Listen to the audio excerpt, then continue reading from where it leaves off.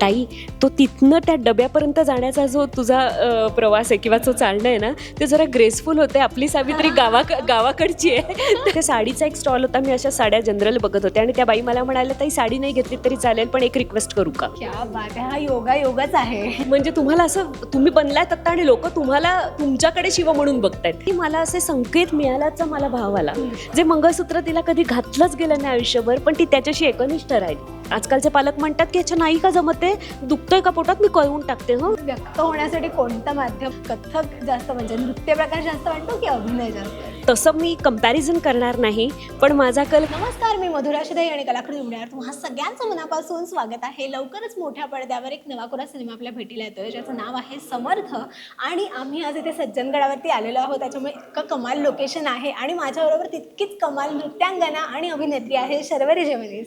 नमस्कार ताई. नमस्कार. कशी आहेस? मस्त, एकदम खूप छान वाटतं मला तुला भेटून, कारण का मला तुला भेटण्याची खूप इच्छा होती, कारण का मी तुझ्या डान्सची खूप मोठी फॅन आहे. किती गोड. खूप छान वाटतं. मी तुझे रील्स पाहत असते, व्हिडिओज बघत असते आणि मला खूप छान वाटतं. आणि मला कायम असं वाटतं की तू त्या म्हणजे नृत्यामध्ये तर तू छान सगळं करतेच, पण मी वाट बघत असते कायम की अभिनयात कधी मला पुन्हा कधी बघ. कारण बिंदास मला वाटतं आमची पिढी लहानाची मोठी झाली आहे बिंदास बघून, की इतका छान सिनेमा होता तो. आणि त्यानंतर तू वेगवेगळे प्रोजेक्ट्स केलेस, पण असं झालं की अच्छा अजून का नाही. आणि आता समर्थाच्या निमित्ताने तू भेटीला येतेस, त्यामुळे खूप स्वागत आहे तुझं. Thank you so much. आणि समर्थासाठी आज आपण सज्जनगडावर आलोय, त्यामुळे सिनेमाच्या आधी तर मला हे विचारायला आवडेल की कशी आहेस आणि कसा झाला प्रवास?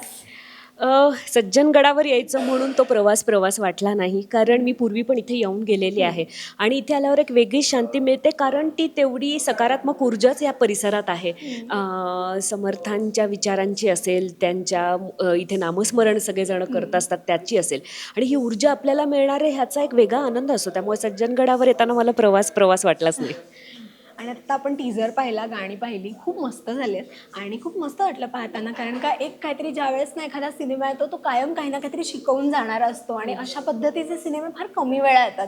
त्यामुळे बघताना खूप मस्त वाटले. आणि त्या ट्रेलरची उत्सुकता आहे, पण मला तुझ्या भूमिकेविषयी ऐकायचं, कारण का टीझरमध्ये ती एक छोटीशी झलक, एक अशी छान गोड प्रेमळ आई पाहायला मिळाली. आता तर नायिकापासून सुरू झालेला तो प्रवास आता आईच्या भूमिकेपर्यंत आला, तो मला त्याबद्दल ऐकायचं. आईची भूमिका असली तरी सुद्धा त्याला एक वेगवेगळे कंगोरे आहेत. आणि मला स्वतःला ना, मी ही भूमिका कशी स्वीकारली ते सांगते की मला आधी ना आपण विश्वास ठेवायचा, ती लोक ठेवतील नाही ठेवतील, पण ना मला संकेत मिळाले. म्हणजे असं की मी जिथे राहते तिथे रामदास स्वामींच्या पादुका आल्या होत्या आणि मी अशीच चालले होते, मला माहीतही नव्हतं. मी रस्त्यावरनं जाताना त्या पादुका आलेल्या बघितल्या. म्हणजे ते लोक आले होते, पादुका ठेवल्या होत्या आश्रमामध्ये सिंहगड रोडच्या, आणि मग मी त्यांना शिधा दिली. सगळे जे भक्त होते रामदास स्वामींचे ते त्यांना. आणि त्याच्यानंतर त्याच्या पुढच्या आठवड्यामध्ये असं झालं की मला एका एक्झिबिशनचं चीफ गेस्ट म्हणून बोलवलं होतं. ओपनिंग माझ्या हस्ते होतं आणि वेगवेगळे स्टॉल्स होते. तिथे साडीचा एक स्टॉल होता. मी अशा साड्या जनरल बघत होते आणि त्या बाई मला म्हणाल्या, ताई साडी नाही घेतली तरी चालेल, पण एक रिक्वेस्ट करू का? म्हटलं बोला. त्या म्हणाल्या की रामदास स्वामींच्या पादुका आलेल्या आहेत पुण्यामध्ये दर्शनासाठी. म्हटलं हो माहिती आहेत, माझ्या एरियात आता आल्या होत्या. त्या म्हणाल्या त्या कोथरूडला आता 8 दिवस असणार आहेत आणि त्याचं नियोजन माझ्याकडे, तर तुम्ही साडी नाही घेतली तरी चालेल, पण तुम्ही आणि तुमचे मिस्टर एक दिवस त्यातला कुठला तरी आरतीला याल का, तुमच्या हस्ते आरती करायची. आणि ते झालं. आणि त्याच्या पुढच्या आठवड्यात मला अमोल भगत यांचा फोन आला की रामदास स्वामींच्या विचारांवर चित्रपट होतोय समर्थ नावाचा आणि तू भूमिका करशील का. माझं असं झालं की मला असे संकेत मिळाल्याचा मला भाव आला. आणि मी काय आहे माझी भूमिका आणि त्याचा किती स्कोप आहे हे विचारलंच नाही. फक्त तारखा कुठल्या विचारलं की माझ्या नृत्याच्या आधीच जर त्या गेल्या असतील कुठल्या किंवा काय, त्यातली एक माझी गेलेली होती आधीच. शनिवारी मला प्रोग्राम होता, तर तेवढा ते म्हणाले आम्ही ॲडजस्ट करू शकतो. आणि त्या तारखा जुळत होत्या आणि मी हो म्हणून टाकलं. माझ्या भूमिकेला वाव किती आहे, काही आव्हानात्मक आहे का, ती नुसतीच आहे, एरवी मी विचार केला असता. म्हणजे फुटेज पूर्ण पाहिजे किंवा मेन रोल पाहिजे असा आग्रह नसतो. एकच सीन असेल तरी तो असा पाहिजे की पिक्चर संपल्यावर सुद्धा लोकांच्या तो लक्षात राहायला पाहिजे, किंवा त्यातनं कथानकात काहीतरी ती एक व्यक्तिरेखा असल्यामुळे कथानकात फरक पडला असं तरी पाहिजे. इट्स म्हणजे जस्ट इट्स देअर असं असं असं मला व्यतिरेक मी कधी करत नाही. त्याच्यामुळे तरी मी इथे विचारलं नाही की मला काय करायचं आहे. मला तो वाटला संकेत की स्वामी समर्थांची इच्छा आहे की मी त्यांच्या चित्रपटात असावं, त्यामुळे मी हा केला पाहिजे असं मला वाटलं आणि मी केला. आणि मग खरंच माझी भूमिका तेवढी चांगली निघाली, जी मला आधी अजिबात माहीत नव्हतं. आणि त्यामुळे माझ्यासाठी ते खूप मोठं सरप्राईज होतं. आणि मग ते करता करता त्याचा ज्या ठिकाणी माझी भूमिका मी आता ते म्हणजे स्पॉइलर नाही देणार, पण एक आव्हानात्मक असा सीन येतो आणि त्याच्यानंतर त्या भूमिकेचं हे संपतं. तर तो जो आव्हानात्मक सीन होता तो करायला मिळणं ही माझ्यासाठी एक कलाकार म्हणून काय म्हणू आपण एक परीक्षा होती. आणि ती मला आवडतात आव्हानं स्वीकारायला. तसं हे आव्हान मला स्वीकारता आलं आणि ते होतं तिथे माझ्यासाठी. तो सीन होता जो मी आधी विचारलाच नव्हतं की मला काय आहे, माझ्यासाठी काय पुढ्यात ठेवलंय. आणि तो स्वामींच्या कृपेने मला सीन करायला मिळाला, जो माझ्यासाठी मला असं वाटतं की मला समाधान देणारा होता. क्या बात आहे, हा योगायोगच आहे. नक्कीच. तर ताई, कोणत्याही कलाकारासाठी ना अभिनय करताना व्यक्त होणं, ते भाव दाखवणं ही सगळ्यात जमेची बाजू असते. आणि तू नृत्य करतेस त्यामुळे मला वाटतं कथकमध्ये भावच खूप महत्त्वाचे असतात, त्यावरच सगळा अख्खा तो हे असतो. मला सांग की अभिनेत्री म्हणून काम करताना तुला त्या गोष्टी बॅलन्स करणं हे तुला त्याचा काय एक वेगळा फायदा जाणवतो? फायदा नक्कीच जाणवतो, कारण तुमचा वावर सहज होतो. तुम्ही तुमच्या बॉडीमध्ये तुमच्या इनिबिशन्स नसतात काही, त्यामुळे तुमचं चालणं असेल, हातवारे करणं असेल किंवा काय, त्याच्यात अचानकच ग्रेस येते. कारण तुम्हाला तुमचं शरीर हेच माध्यम असतं नृत्यासाठी. ते कसं वापरायचं हे तुम्हाला छान कळलेलं असतं, त्यामुळे तुम्ही सोपे होऊन जाता तुमच्यासाठी. नाही तर काही खूप लोकांना कळत नाही की हाताचं काय करायचं डायलॉग बोलत असताना वगैरे, तसं डान्सर्सचं होत नाही. पण ह्या चित्रपटात जरा वेगळं घडलं. म्हणजे असं की 2 ठिकाणी माझे दिग्दर्शक योगेशजी त्यांनी मला असं सांगितलं हळूच येऊन, ताई तो तिथनं त्या डब्यापर्यंत जाण्याचा जो तुझा प्रवास आहे किंवा जो चालणं आहे ना, ते जरा ग्रेसफुल होते. आपली सावित्री गावाकडची आहे किंवा वळलीस ते अशी वळलीस एकदम, तर थोडी रॉ वळता येईल का? आता गिरक्या घ्यायची एवढी सवय झालेली असते कथकमध्ये की आता रॉ वळायचं म्हणजे नक्की काय करायचं की गावातल्या बाईसारखं वळणं वाटू देते, ते ग्रेसफुल नको. तर मला इथे थोडं उलटं काम करायला लागलं की ग्रेस सोडून अशी टिपिकल गृहिणी कशी वळेल याचा एक विचार, किंवा ती कशी चालेल घाईघाईत, पदर तिचा कसा, साडीचं निर्यांचं कट आणि याच्या सकट असा विचार करून मग मला 2-3 मूव्स तसे करायला लागले. हे उलटच झालं म्हणजे. व्यक्त होण्यासाठी कोणतं माध्यम जास्त असं काय म्हणतात, एक असतं ना कम्फर्ट झोन एक असतो ना आपला, कथ्थक जास्त म्हणजे नृत्य प्रकार जास्त वाटतो की अभिनय जास्त? दोन्ही सशक्त आहेत, दोन्हीची आपापली वेगवेगळ्या शक्यता आहेत एक कलाकार म्हणून पडताळायला आपल्याला. त्यामुळे तसं मी कंपॅरिझन करणार नाही, पण माझा कल कायम नृत्याकडे जास्त राहिला. याच्यावरनं तुम्हाला त्याचं उत्तर कळलंच असेल.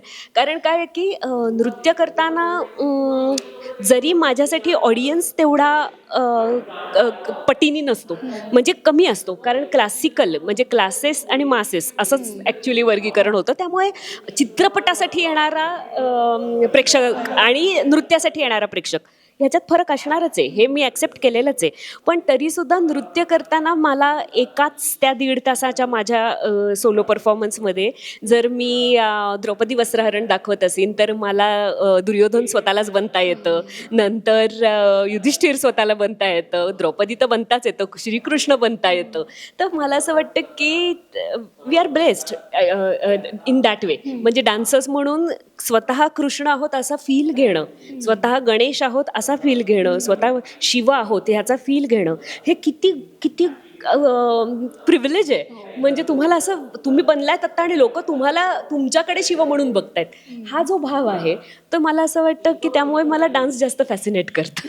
आणि काय आवडतं सगळ्यात जास्त परफॉर्म करायला? म्हणजे ठुमरी किंवा खूप खूप प्रकार असतात, हो, गतभाव नृत्यातले. असतो, गतनिकास असतो, काय? नाही, मला खरं तर सगळंच आवडतं कथक नृत्यातलं परफॉर्म करायला. म्हणजे नृत्य पक्ष असेल किंवा अभिनयासकट केलेला नृत्य पक्ष असेल.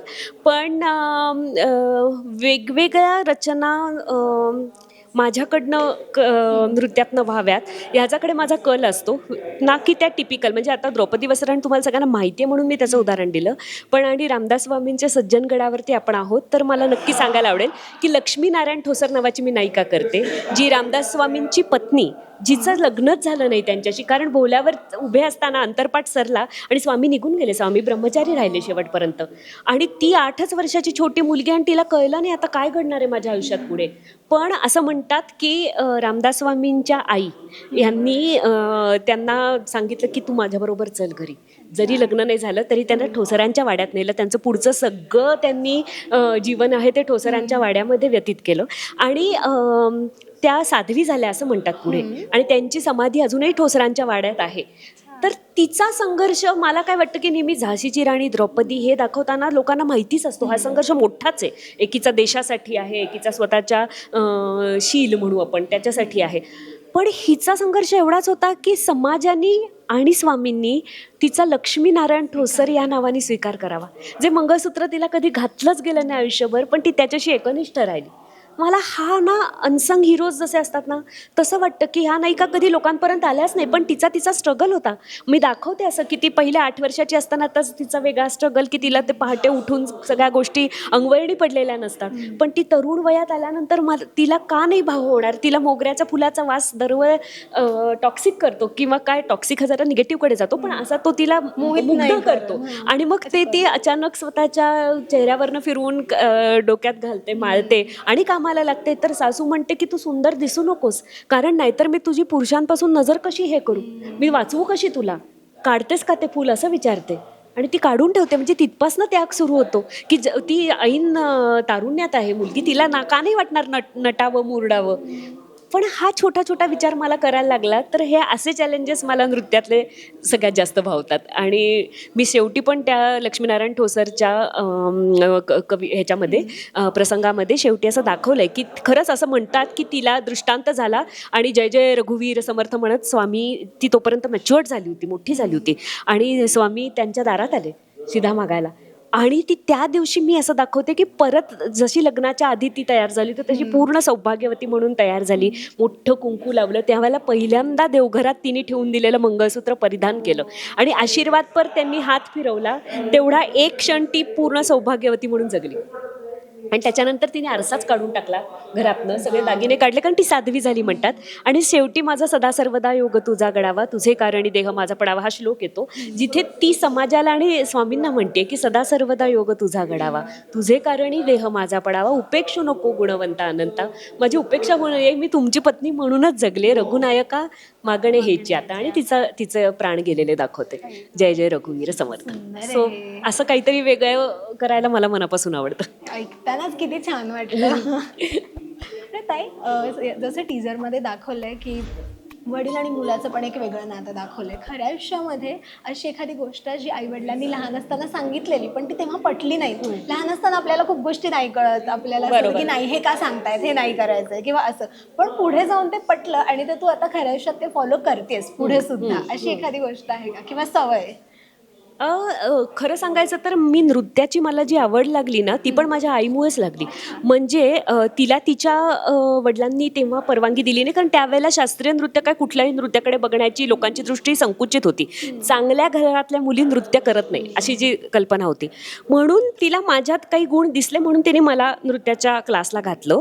पण त्यावेळेला सुरुवातीला संध्याकाळच्या वेळेला क्लास असायचा आणि बाकी सगळे बिल्डिंगमधले खेळायचे ना, तर मला खेळायचं असायचं डबा इस्पाईस लंगडी, तर मी खूप वेळा माझ्या पोटात दुखते, आज मी क्लासला नाही जात वगैरे असे खूप कारणं सांगायचा प्रयत्न करायचे.